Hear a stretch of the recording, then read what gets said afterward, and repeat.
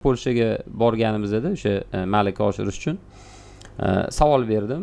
Gilos navlaridan O'zbekistonga hozirgi kunda men tavsiya qilatsam, Kordiya va Regina navini tavsiya qilaman. Tajribali, u odamning bilimiga shubha yo'q. Lekin hudud o'zgargandan keyin, iqlimiy sharoitlar o'zgargandan keyin ba'zi bir qoidalar o'zgarib ketib qoladi. Gilos salqin sevara meva hisoblanadi va men hozir aytib o'tgan navlar salqin joyda meva tuga oladi.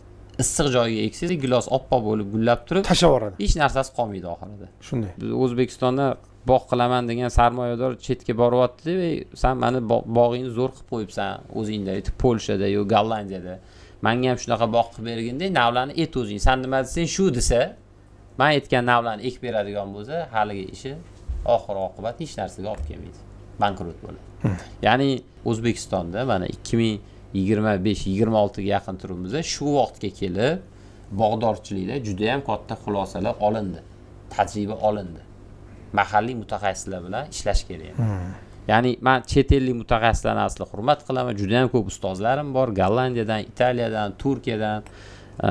Lekin degan joyi bor, iqlimiy masalalarda va tajribada, ya'ni aynan ma'lum bir hududdagi tajribada mahalliy mutaxassislarning fikrini olish shart. Bu o'sha olmani qizarmasligi misolida birinchi masala, gilosni gullab turib meva tugmasligi masalasi, bu ikkinchi vaziyat.